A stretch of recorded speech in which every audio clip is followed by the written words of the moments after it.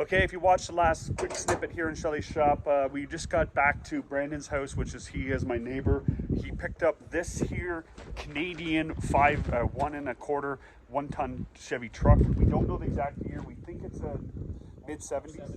Most of them were 76. Most of them are 76. So it came kind of ripped apart. I'm gonna give you guys a quick walk around and then we'll just be kind of hammering it out. This isn't gonna be a super detailed video. This is gonna be a real fast and furious. We're gonna see if it runs. What did you just tell me about the cylinders? Somebody poured oil into this motor, either to unfreeze it, because it might have been stuck, or to protect it. Or to protect it, yeah. Pulled the plug out and oil came dripping out of it. So yeah, it's still in the trailer. Our hope is if this thing's gonna run, it's gonna run today, like I said in a quick video on the short. So I'm gonna go around, flip you guys around, show you guys what we are working with, and then go from there. So Brandon is just gonna keep working, and normally this is what I do. We're pulling out the spark plugs. It has no radiator. The carburetor's in the cab. Overall, the truck is, I'm gonna say it's probably 6 or 7 out of 10 overall. I'm not gonna get into it. There is some rust, but it's a nice looking truck. You know, for a 76 Chev. It came with cam net, which is kind of cool, and fan shrouds. Someone started turning it into a bit of a parts truck. The guy even told us that on the ad. Actually, the guys we bought it from were actually in the Canadian military, which was kind of cool.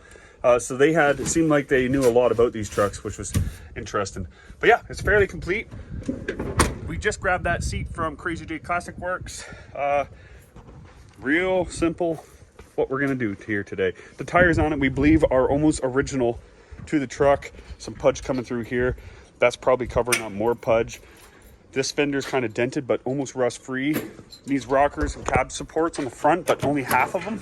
So the floors do have a couple holes coming through, but honestly, very solid truck. And the price he paid for it, I wouldn't be complaining too much about it. So we're gonna go ahead and try and get this thing to fire up. If it's gonna run, it's gonna run today. So basically we're theorizing that either this is a brand new engine going in, or it's blown up and they stopped working on it after. We're finding new spark plugs, new oil filter. There's a lot of things that to me are saying that this is a new engine going in, or the guys that were working on it had no idea what they were doing and they put money into a dead engine. We're gonna find out. We should get this thing running. It's missing its distributor too, I forgot to mention. Okay, we're gonna throw a bunch of parts on this thing after we do a little bit more investigating, and then as long as Brandon gives us the thumbs up, we're gonna try and start it. Driving might not happen today if we can't get the torque converter bolts, which can be tricky to find, but we'll cross that bridge when we get there. Okay, it's a windy day. Brandon is in his parts bin in the back looking for some stuff we need. We've got the engine starting to come together. We got a carb distributor. He hooked up all the ignition wires. They were cut off for some reason, so we had to put some terminals on. The ignition body side, not ignition, sorry, the power body side was disconnected off the starter for some reason. The starter bolts were loose, so he hooked up everything on the face. We have one open oil pressure line. We're leaving open to see if we have oil pressure because the dipstick is broken off in the block, so we can't confirm we have oil. But we cranked it over a whole bunch with a really cool, super good quality ratchet that didn't fall off every half turn. But we are making small steps. It already looks like an engine, as you can tell. Like, look, we got the carburetor on and everything. So we're boogieing along. We don't have torque converter bolts, so the goal was to drive it today. If it's going to run, we drive it, but I don't know if we have torque converter bolts, so pull them off another engine. Maybe we could just put some, I don't know. We will figure that out, but for right now, we just want to see if it's going to fire up. And it's a hydro boost system.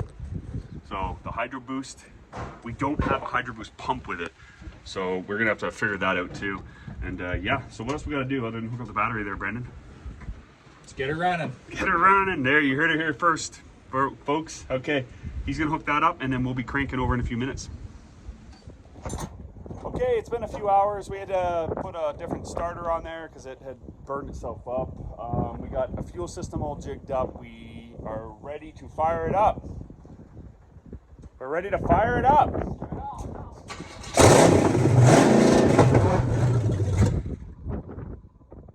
It does run.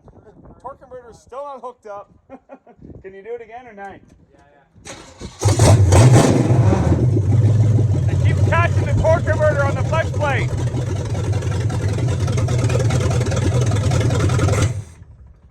pretty not bad for the, you know, the peanuts he paid for this old rust bucket, but I'm happy, and I don't even own the thing.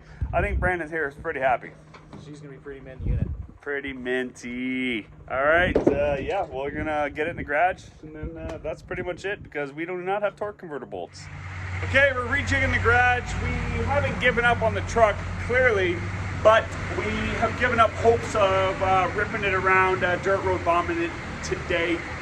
But I forget what I said at the beginning of this video. I don't know if I said it would run or we would drive it today. We for sure had it running, maintained it idle. We're gonna finish hooking up the radiator and then try to get a good idle out of it, because you don't need a transmission to make the engine run. But so yeah, if we can get that happening here, it's getting a little long in the tooth. But yeah, I will get that on camera, and we will either close this video off or continue on. So Brandon finally let me do a little bit of work here. It's the most important thing that we're doing here today is, you know, filling up the radiator, the little one core. Yeah. You said, Jordan, if you don't do this right, we're gonna lose the shop. So That's right. yeah, and it's over full. Can you do this job? One job. Watch some work in the shop if you don't bloodbath the floor. It's cleaning the floor, eh? Yeah. Get mopping. All right. We got a rattle hooked up. It's running like a bag of crap, but it's his bag of crap.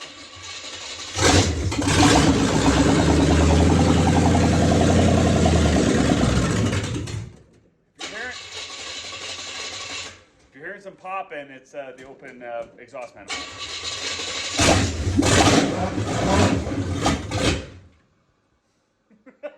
This is legit the first fire. There's water in it! Alright, after a few minutes of goosing around here with this here carburetor, we're putting the one that came off the floor of this here crap box on it in hopes that it runs good. The carburetor that we removed, that we put on and now removed, came from this one, which is a 1986 C20 that has been hacked up to be a demon on wheels. And yeah, we're hoping that the floor carburetor that came off the passenger floor, surrounded by mouse poop, is the one that'll make this thing run and idle perfectly good. Cross your fingers. Fingers crossed, we got this one dialed in. All right, I will let you know once old Frankenstein here is done tinkering on this ship box. And yeah, tee up in a minute.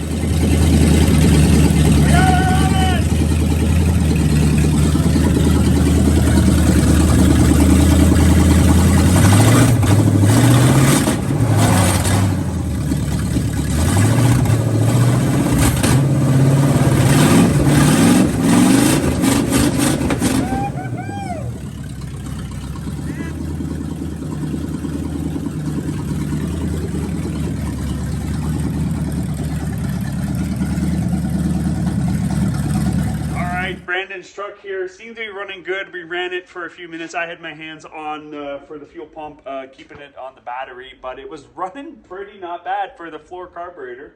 Oh yeah. Yeah. Running pretty good. It was running pretty not bad. It started puking a little bit of coolant off with no fan and this tiny radiator here. We decided to kill it. I think that's the end of the video. The truck does run. We intended to drive it, but the torque converter and flex plate are not compatible. At first I thought it was torque converter bolts, but then we got down there and really looked at it, and the torque converter will not bolt up to the flex plate. It's actually not a big deal. No. What we discovered after diving into this vehicle is that this is a brand new engine, I think, plunked into this truck, and it was not, the flex plate is not the right one for the TH350 transmission that's factory to the truck with crystal clear looking ATF. So I'm pretty convinced that you've got a gem of an engine in this truck, man. I think I lucked out. Yeah, I think so too. Yeah, you got a minty truck for a bargain. Yeah. The body's on the rougher side, but it's still a solid truck, especially in Alberta, which is a dry province. Yeah. You got yourself a nice gemmy little truck, man. Can't complain. Yeah. Well, sure. Congratulations. I'm going to shake you with my left hand because I'm a coward. But yeah. Congratulations, man. Honestly. Oh, this is a nice truck. I didn't know anything about the Canadian military trucks until today.